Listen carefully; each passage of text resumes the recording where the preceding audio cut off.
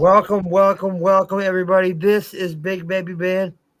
And this is Judas Black. And Big Baby, I will say, you switched up the opening thing on me. I just seen that. Normally, I have like 30 seconds to kind of compose myself, but you changed it on me again. Hello, Deliana in the comments. I just seen that. So, tonight, guys, we want to do a proper season closer. Monday Night Raw, we got to watch Netflix, Raw on Netflix. We kind of got screwed over. We got tossed out, Big Baby. For some reason, Restream kicked our asses out the stream, and we were left hanging in the air. We didn't get to say goodbye properly to you guys for the ending of season 2. As you know, Monday is the season 3 opener of Wrestling with Bros, kicking it off with Tommy Gunn. So, guys, tonight we want to talk Raw results. So, Big Baby. Well, not just raw results, Judas. AMB 2 years in a row. Video of the year, most views, the most viral. Thanks.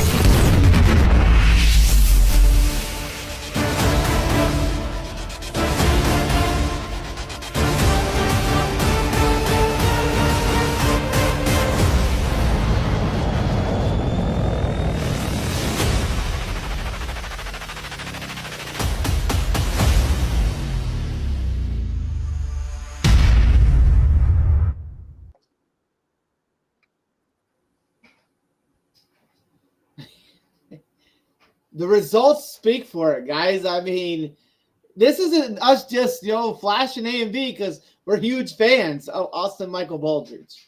The man's videos get views. People love A and B. So, he's the video of the year. 2 years in the row. Now, don't get us wrong. There were some close comers. FXB, Chop Sessions, Apex. They were close. The views were close. But we got to go and show you what the results are. There they are. Another very fond moment, guys, for Wrestling with Bros was the first opportunity we got as podcasters to stand in a wrestling ring at a promotion. We got to stand in the wrestling ring, talk about Wrestling with Bros, about our upcoming, what we started out doing, how we became what we were, how we do interviews. And then we got to introduce the first ever 2 Wrestling with Bros Hall of Honor members, that being Jimmy Smooth, who was inducted back in June, the original owner of MCW. We tragically lost him this past year. And we're trying to live strong, stay strong for Jimmy and for MCW. And then we got to introduce our boy, AMB, who was the second member of the Wrestling Bros Hall of Honor. It was exciting. It was awesome. We got to have him come out to his music. We got to hug, shake hands, and hand out the awards. And then we got to enjoy the rest of the night and enjoy some amazing wrestling and enjoying the toy drive. St. Jude's, we can't forget about them. It was the St. Jude's toy we got to work drive. with Trey Bebe. Trey Bebe, man, he really came in on the clutch. Being the announcer for the night, he just really, really outdid himself, and we really enjoyed his presence. We enjoyed getting to see him again. But the toy drive was a huge success. Tons of toys brought in. The fans got to enjoy some wrestlers that we don't normally see. It was a great time. And, we'll always be honored and willing to do that for St. Jude's. No matter what. That's Wrestling with Bros here speaking straight out. We love St. Jude's, everything they stand for. And we look forward to the coming year as well with St. Jude's and MCW. Guys, let's talk Raw on Netflix. And look right there, coming in, WCE Management out of Appleton, Wisconsin. The owner of WCE, along with her husband.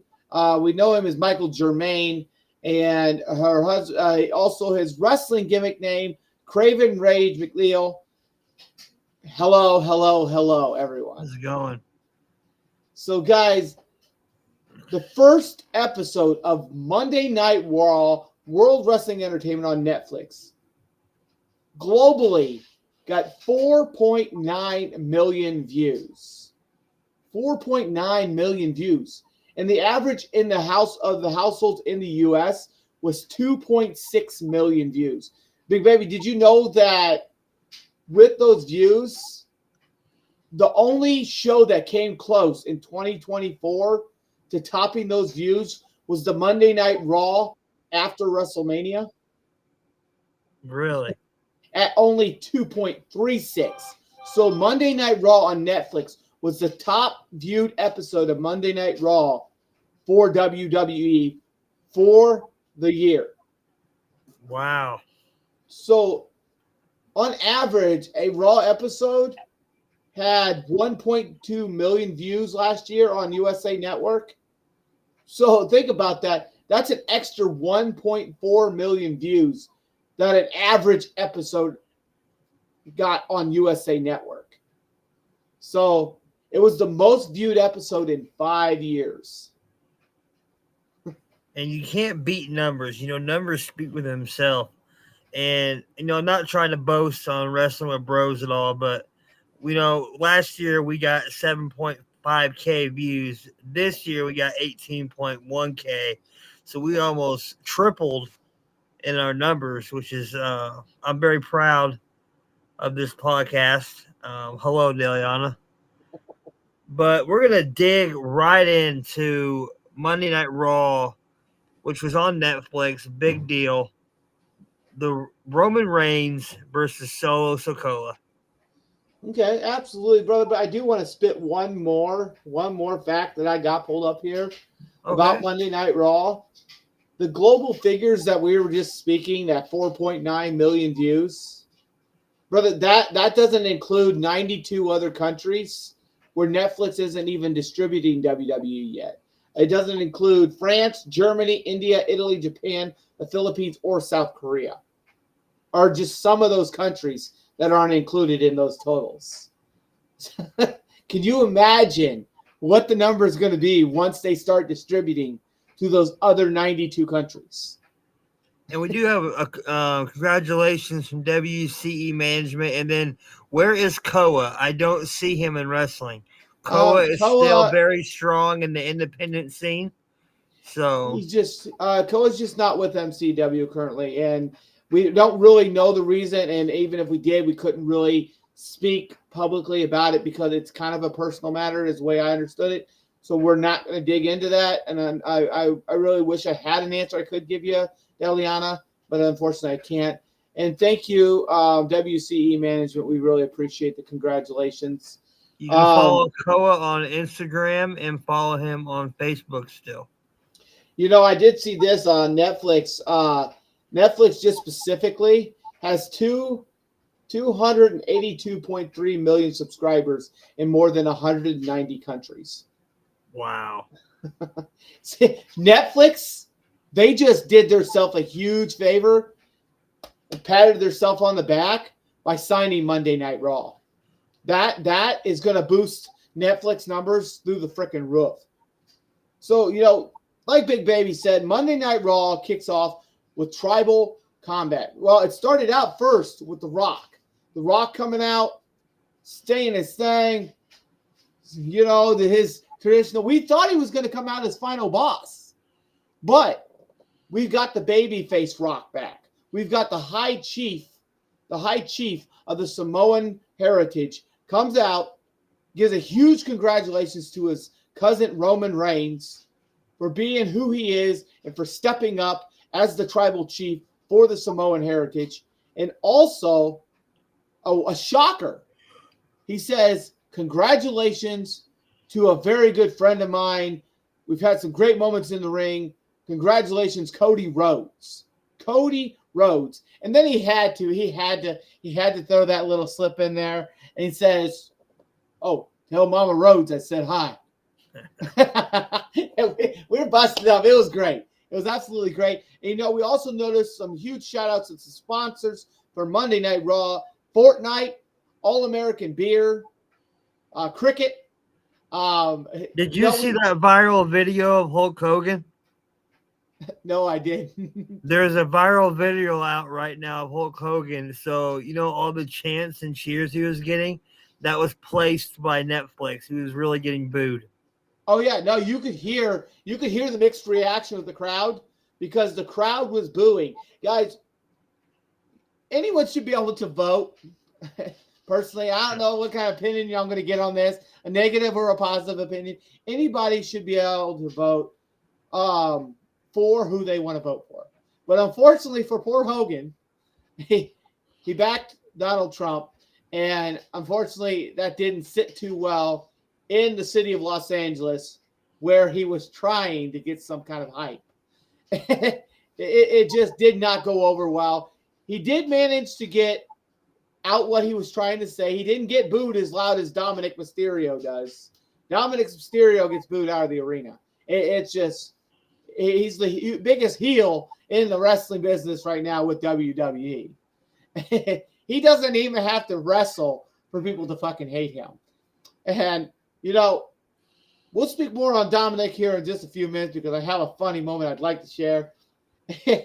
But after The Rock, we had Tribal Combat. Solo Sikoa, Roman Reigns. Banger. It's supposed to be a one-on-one fight, tribal. And unfortunately, Solo Sikoa tried to cheat. Tama Tonga coming out, Jacob Fatu taking out Roman, and Solo Sikoa hitting the final spike, thinking he had it won. No, he didn't. Then we get Jimmy, we get Sammy coming in as backup, coming in on the clutch for Roman. And they took out Fatu, they take out Tama Tonga, got rid of them, and of course, the one person that hates Roman Reigns extremely, doesn't like Roman, Kevin Owens, comes in, hits a stunner, tries to take out Roman, tells Solo to cover him. Roman kicks out. Cody's music hits. Cody takes him out. And we get a closeout final battle between Solo Sikoa and Roman Reigns, with Roman Reigns picking up the victory and finally being crowned Tribal Chief officially. He is still your Tribal Chief on top, the OTC. And then Paul comes in, provides the Ulafala, gets ready to put it on Roman, and The Rock comes out. The Rock says, takes it from Paul. He places it on the shoulders of Roman Reigns and officially anoints him as the Tribal Chief, doing his duties as the High Chief, because we know that Roman's uncle and his father were the High Chiefs. They were the High Chiefs over the tribe before they passed. And now that The Rock is doing that, that is his duty to make Roman the official Tribal Chief again. Hello, Josiah. How's it going? And that was that. Roman Reigns is officially the Tribal Chief, and we are proud. We hold our fingers to the sky. Roman Reigns, Tribal Chief on top. Now, Big Baby. Never would I ever thought in my day that I would put them ones in the air for Roman Reigns. But I'm going to tell you what. The man had 30 defenses for his championship, and they were all 4 or 5-star matches. Absolutely. Okay. This man is the greatest storyteller of our generation. Now, is he better on the microphone than Punk? I say they're about even. Is he the greatest storyteller of our generation? Is the Bloodline the greatest story of this generation? Yes. The Bloodline is. I can give the props to Punk on the mic. Punk knows how to cut a pipe. He had a good match with Seth Rollins. That's what we're talking about next. He had a great match with Seth Rollins. I don't agree with that match. I don't agree with the way that ended. You didn't like the GTS? Fuck off. I will go straight heel mode on your ass right now. CM Punk did not need that victory. He did not need it. He is here. CM Punk is in what I call the legend status of his career. He's in the legend status, just like John Cena. Just like, Seth Rollins, just like Randy Orton. Seth Rollins has spent the better latter part of a year and a half, almost 2 years, putting over young talent, putting over fresh faces, and still being a top dog in the WWE. Still being that top dog. And he gets put in this match with CM Punk, does not agree with the way CM Punk was just allowed to waltz back into the WWE, given that opportunity. And he has to take the L to CM Punk. And then CM Punk has to add his little cocky this at the end. Well, I hate to tell you this, CM Punk. It's not over. The Architect is going at the end of this feud. The Architect is going to shut you up, because this is the setup for Seth Rollins to go back heel. And Seth Rollins is going to pick up that victory over CM Punk, and I'm going to be right there to say I told you so. I just want to point this out. CM Punk came back, and then he beat up Drew McIntyre, and you said that there was no way he was going to kick Drew's ass. He split that boy wide open at Hell in a Cell with the toolbox. Okay? And then he comes back and has an aggressive, hard-hitting match with Seth Rollins, gets the W. When will it be enough for this man to impress you? Not saying I'm not impressed by the matches. I'm saying I don't like him. But he's the best in the world. No, he's not. I can't wait till your boy steps in the ring with my boy, Roman. Roman is going to put him down. That's coming. That's coming. Roman's going to put him down. You just wait. And then there was an exciting announcement. John Cena came out, said I was going to come out and do my You Can't See Me thing, and then he was going to leave at the Rumble. But he says, why don't I compete in the Royal Rumble? Why don't I win the Royal Rumble? And then the crowd went nuts. Judas, the crowd went absolutely nuts.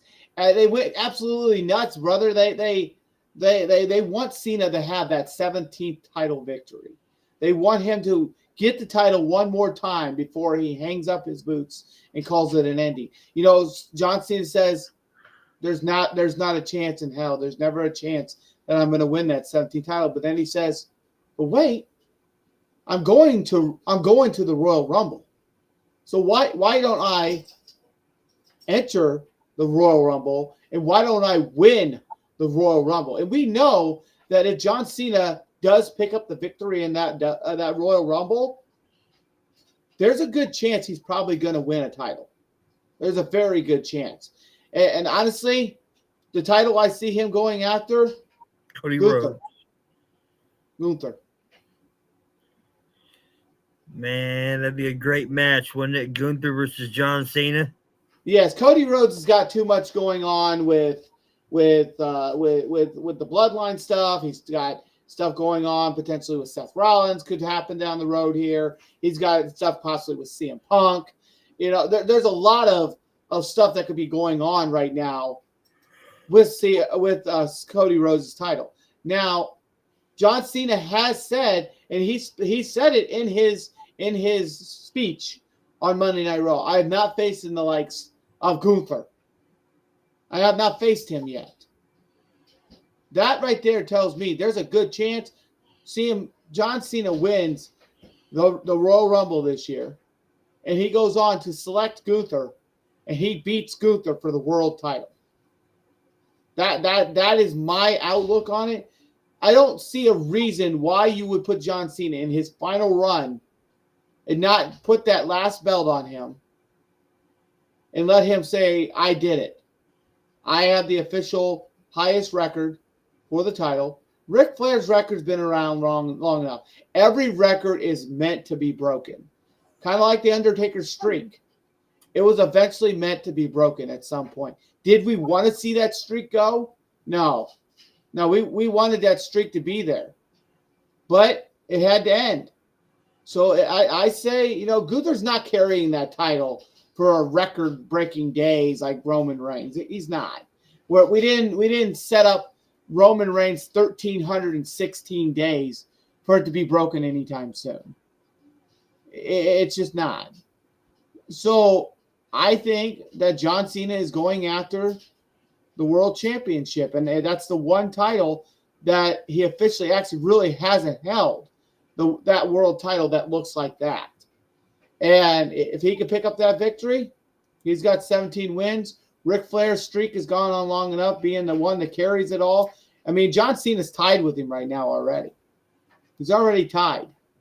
So it's time to break it, and let's move on with reality.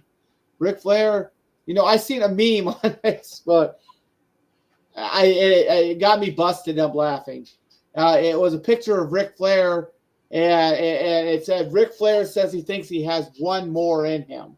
And right below that, you got Roman Reigns with that serious look going, yeah, casket match. I'm just busting up laughing. I'm just like, yeah, that's about right. Yeah, Rick, you need to hang it up, man. I know you love wrestling. You love the wrestling business, but there's so much more you could be doing for the wrestling world. So much more.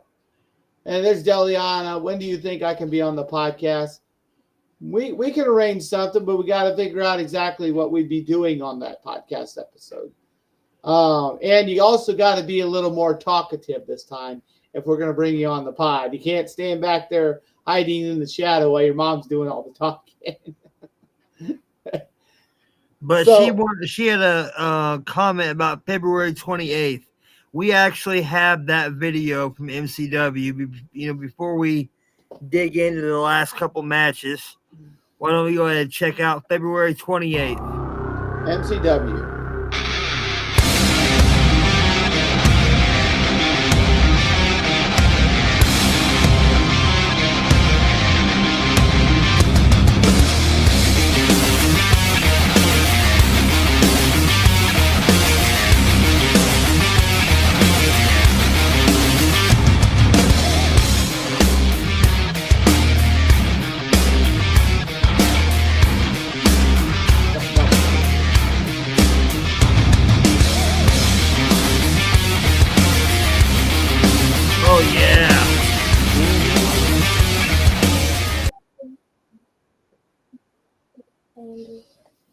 Eric Schultz, the one that calls us the Wrestling with Marks.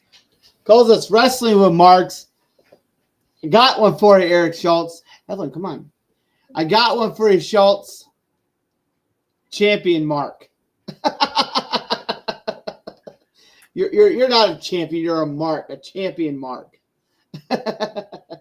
You wish you were a champion. Paper champion. You're a paper champion. You got that victory on a fluke, man. Until I see you defend that championship and prove that you are a champion, you're a wrestling champion, Mark. Dang, spoken from Judas. But we dig into a match that I know you're not happy with the results of. Little Liv Morgan getting rip-tided twice and getting covered your face, getting covered up by Rhea Ripley. Fuck you, Rhea. Oh, his face. Oh. Little Liv, unfortunately, her title reign was cut short. Rest in peace, Liv. Champion run. Because I can guarantee you WWE apparently is done with Liv Morgan for right now. You know, she may win some matches, but unfortunately, they felt with it being the new Raw Netflix era, we had to put Rhea back on top. We had to put Mommy back on top.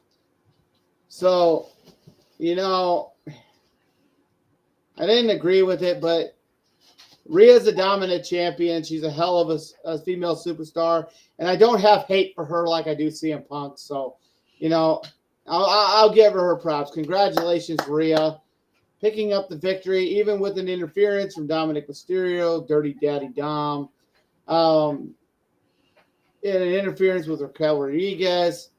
She still manages to pull out the victory against Liv Morgan. After the match was the funny part. Rhea standing in the ring. Rhea standing in the ring. Dirty Dom coming in, trying to get a hug. And she's laughing, talking like, yeah, oh, really? Puts the title down and smiles at it and then kicks him in the balls. And then hits him with a riptide. Love it. The back kick word, like she's done with it.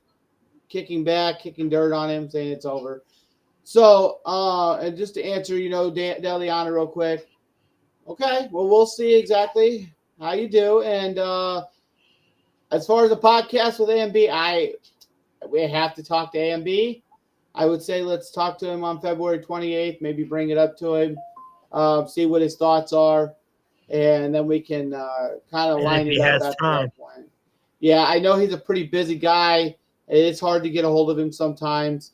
So that's why I say February 28th. Let's talk to him and see what we can cook up. So, yeah, that was my favorite part of that match.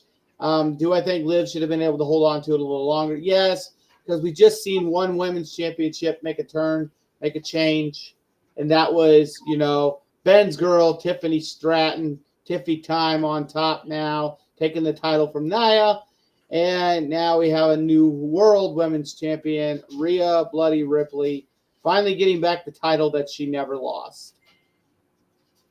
Even though she lost to Liv a couple times trying to get a rematch. So don't tell me she didn't never lose the title. She lost matches against Liv and didn't get the title back and should have been made to go to the back of the line personally, in my opinion. Brother, it's been one heck of a season with you, this season 2, and we ran longer than season 1. I kind of enjoyed it. We kind of ran the whole year. And Chop Sessions was created. One of my favorite things that we've ever done is Chop Sessions. For us to stand there and get chopped in the middle of that, the fans love it. It's a hit. We will be returning with somebody with Chop Sessions February 28th. But all the interviews and the creative episodes with you have been a blast, brother. And thank you for being my co-host. You're absolutely welcome, brother. It's the same goes to you, man. I enjoy these sessions. I enjoy whether it's an interview, whether it's just getting on here, being creative, talking it down, breaking down the results of a Monday Night Raw, breaking down the results of an indie circuit, which is we're going to start doing a little more of. We're not only going to record the lives for you guys, let you guys watch them. We're going to write down notes. We're going to start taking some notes, and we're going to get on here and break down those results after the episode. That is a new feature coming in for season 3 Wrestling with Bros.